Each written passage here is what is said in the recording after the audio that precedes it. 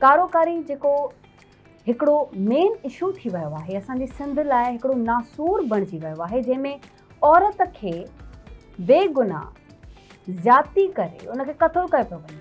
आख़िर छो सिंध में आख़िर इहो मसलो कॾहिं ख़तमु थींदो? हाईलाइट थियण जे बावजूदि, सोशल मीडिया जे बावजूदि, मीडिया ते आवाज़ उथारण जे बावजूदि ऐं हेतिरा प्रोटेस्ट थियण जे बावजूदि बि इन ॻाल्हि ते, इन कारोकारीअ ते बुंजो न पियो ॾिनो वञे।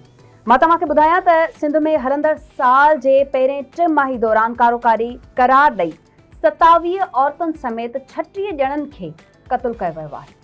ऐं इन खां पोइ मां तव्हांखे ॿुधायां त रोज़ानो जी बुनियाद ते नवां वाक़िया हाईलाइट थियनि पिया। नवनि वाक़ियनि ते न्यूज़ ते बार बार असीं ॿुधूं था, ॻाल्हायूं था, पर इन्हनि शयुनि ते बुंजो न पियो अचे। राणीपुर में हाणे गुज़िरियल ॾींहुं जीअं असीं ॻाल्हि कयूं पिया त राणीपुर में हिकिड़ो अहिड़ो वाक़ियो इंसिडेंट आहे जिन जे बारे में असीं ॻाल्हाईंदासीं, पर उन खां पहिरीं मां तव्हांखे कुझु शयूं ज़रूरु ॿुधाईंदमि त मेहड़ में वाक़ियो पेश आयो आहे जिते ओबाश नौजवान पारां शागिर्दियाणीअ खे तंग कयो वियो आहे ऐं उन इंसाफ़ जो मुतालबो कयो आहे। उन खां पोइ जॾहिं हुन प्रोटेस्ट कयो त पोइ पुलिस हरकत में आई ऐं उन खां पोइ बि प्रोटेस्ट खां काफ़ी देर बाद इहा ॻाल्हि थी। उन खां पोइ मेहड़ मां मुबैना तौरु अगवा थियल उजाला सोलंकीअ जो हिन वक़्त ताईं को पतो नाहे पियो ऐं उनजे करे केतिरा ई प्रोटेस्ट थियनि पिया। 6 खां 7 ॾींहं गुज़री विया आहिनि, न्याणीअ खे हिन वक़्त ताईं बाज़ियाब नाहे करायो वियो, नई असांखे ख़बर आहे त की किथे आहे। दादू में 4 वरनि जी नींगरीअ सां मुबैना ॾाढाई कई वई आहे। मेडिकल लेटर बाद लम्स अस्पताल मां जुज़ा बि वरिता विया आहिनि,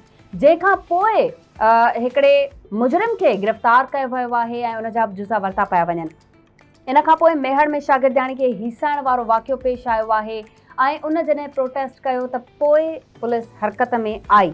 हिन वक़्तु असीं ॻाल्हि कंदासीं राणीपुर में जेकी रुबीना उर्फ़ ख़ालिदा चांडियो जो केस आहे, जंहिंखे बिना गुस्लो कफ़न जे दफ़नायो वियो आहे। कारोकारी करार ॾेई करे हुनखे मामनि हवाले कयो वियो, हिकिड़ो जरगो कोठायो वियो ऐं जरगे में हुनखे कारी करार ॾेई करे मुबशिर जेको ही इंसानियत खे लॼाईंदड़ वाक़ियो पेश आयो आहे। बिल्कुलु ईअं ई आहे नाज़रीन, सॼी सिंध में इहे हाणे मामलात इलाही ज़्यादा वधी विया आहिनि ऐं जीअं सबा अमा खे ॿुधायो त हलंदड़ साल जे पहिरें 3 महीननि में 27 औरतुनि समेत 36 माण्हुनि खे सिर्फ़ु कारोकारीअ जे इल्ज़ाम में क़त्ल कयो वियो आहे, जंहिंमें हिननि वाक़ियनि में जेके मुलविस माण्हू आहिनि उहे 18 वेझा माइट आहिनि, यानी कि जेके उन्हनि सां पंहिंजा आहिनि ऐं उन्हनि सां गॾु गॾु 11 पीउ ऐं भाइरनि जी तादाद आहे, जेके माना इन इल्ज़ाम में पंहिंजे धीअ खे या पंहिंजी भेण खे या पंहिंजी भाभीअ खे इन तरीक़े सां कारोकारीअ जे इल्ज़ाम में जेको आहे तशद्दुद करे मारियो आहे।